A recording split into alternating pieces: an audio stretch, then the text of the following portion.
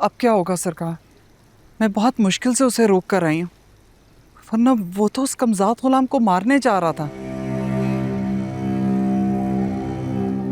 कम से कम गुलाम आपको तो बता ही सकता था। मैं भी बहुत परेशान हूँ।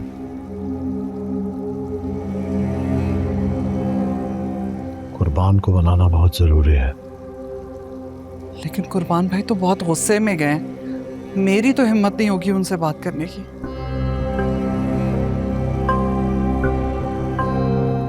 तुम और मैं अच्छी तरह जानते हैं कि बादशाह और मुर्ग की शादी के पीछे सिकंदर की मौत छुपी है और हमारे वोट है।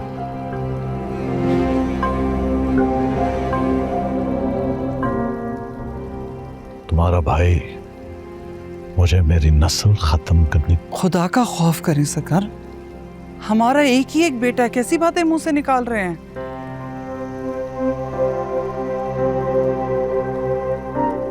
तो ये बात तुम्हारे भाई को मौत को गले लगाने से पहले सोचनी चाहिए थी, या फिर कुर्बान को अपनी शर्त रखने से पहले।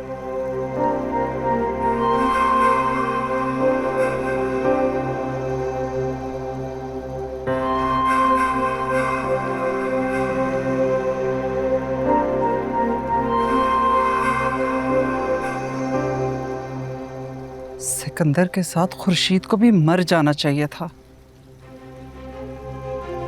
मैं तो कहती हूँ उसे वापस ही नहीं लाना चाहिए था, वही मार के गाड़ देते।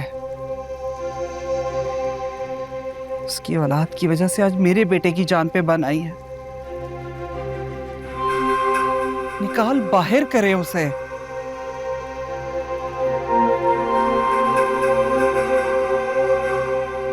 आज की रात कितनी गहरी, कितनी वजनी, गुजरने का नाम ही नहीं ले रही।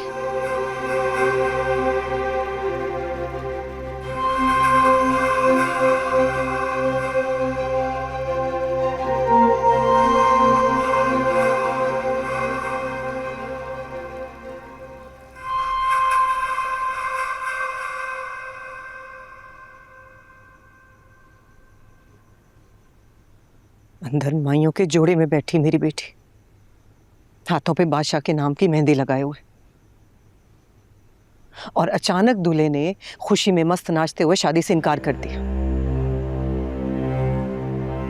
पता नहीं क्या हो रहा है ये सब, मेरी तो कुछ समझ में नहीं आ रहा। मेरी बेटी की तो जिंदगी बर्बाद हो गई। मेरी बेटी को पसंद आ गया था इसलिए लिहाज कर गया। बादशाह को माफी भी मांगनी पड़ेगी और शादी भी करनी पड़ेगी, वरना उस घर के दोनों मर्दों में से कोई भी नहीं बचेगा। कैसी बातें कर रहे हैं आप? उस घर में बहन है आपकी बहन है वो।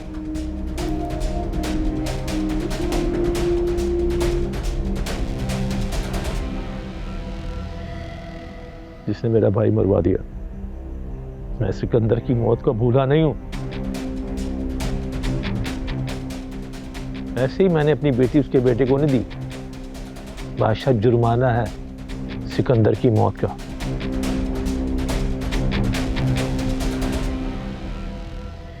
अब जाओ, मुझको देखो, उसका ख्याल रखो।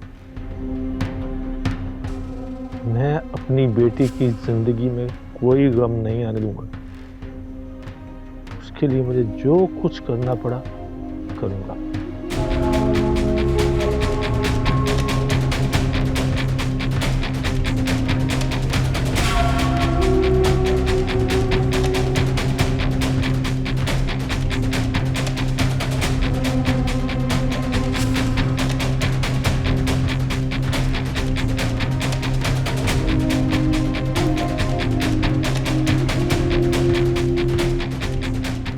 हाँ, नजर रखो वहां पर। पल पल की मुझे खबर मिलनी चाहिए। कौन आ रहा है, कौन जा रहा है, क्या हो रहा है। जरा सी चूक हुई तो आगे तुम समझदार हो। नहीं नहीं, करना क्या है वो मैं बताऊंगा। अभी जो कहा है वही करो।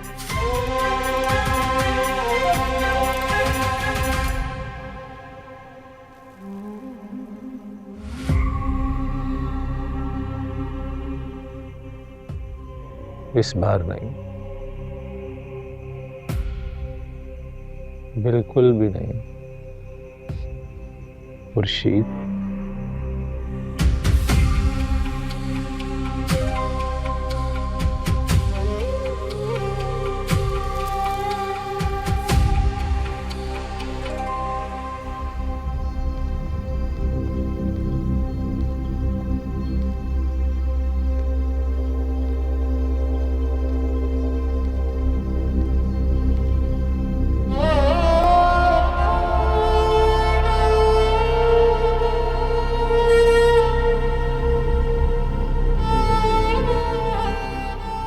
मैं तो बादशाह की मोहब्बत में उसकी चाकरी करने के लिए आता हूँ।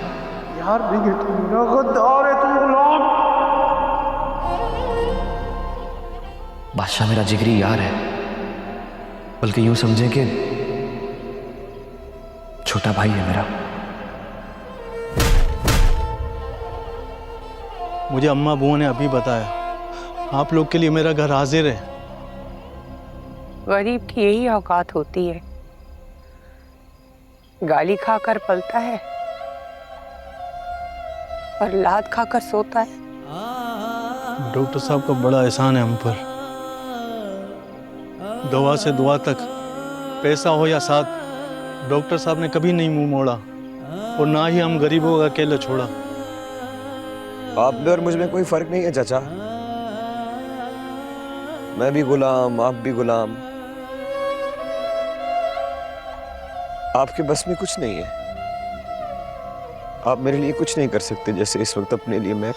आप दोनों को खुदा का वास्ता, आज की रात मेरे घर ठहर जाओ, सुबह होते ही चले जाना, बल्कि मैं तुमको खुद सुबह छोड़ के आऊँगा।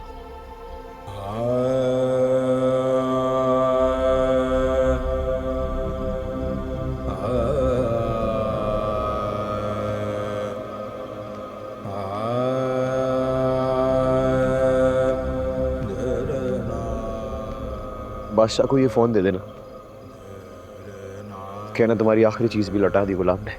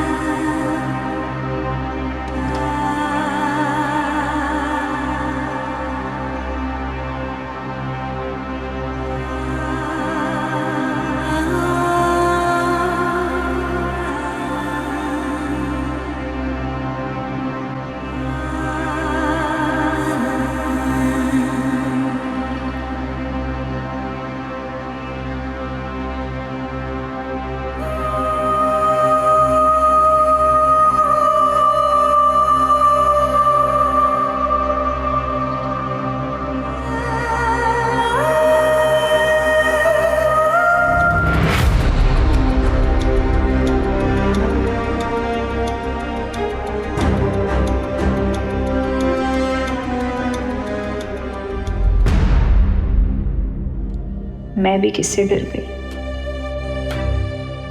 पिस्तौल से डराना तो इसकी पुरानी आदत है। ये हर वक्त जान से मार डालने की धमकी देगा, तो क्या मैं इससे डर के मोहब्बत करना छोड़ दूंगी?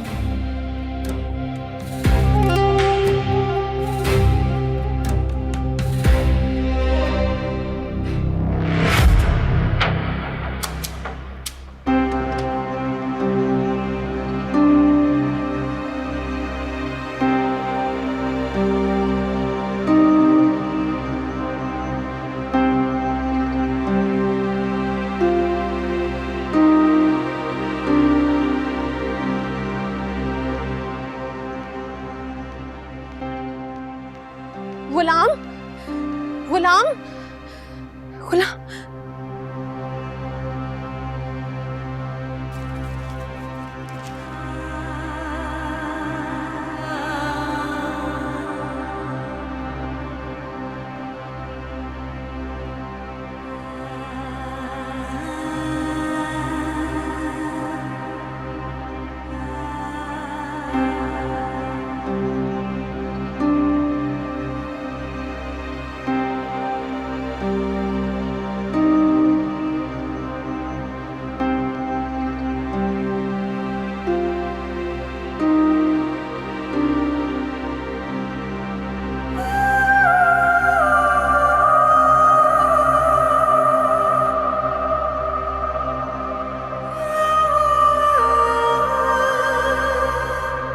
शाहों की किस्मत पाने वाले बादशाह, उम्मीद है हमें घर में ना पाकर आपको दिली खुशी हुई होगी। जो आपने चाहा आपको मिला। सोचा आपका सब कुछ लौटाकर आपको वापस जाऊं, फिर ख्याल आया कि मेरे तन पे कपड़े तक आपके दिए हुए हैं। जो जो चीज मेरा हक थी वो कुदरत ने आपके हाथों एहसान बनाकर मुझे अता किया। लेकिन बादशाह, इसमें आपका कोई कमाल नहीं है और ना ही मैं एहसान फरामोश हूं। कुदरत की इस नाइंसाफी पे सिर्फ दुख होता है। एक ही बाप की दो औलादें, जिसमें से एक बादशाह तो दूसरा गुलाम। मोहब्बत बड़ी खुदगर्ज चीज है बादशाह, जो मुझसे बेहतर आप जानते हैं। मैंने कोशिश की थी सुंदरी को आपकी तरफ माइल करने की।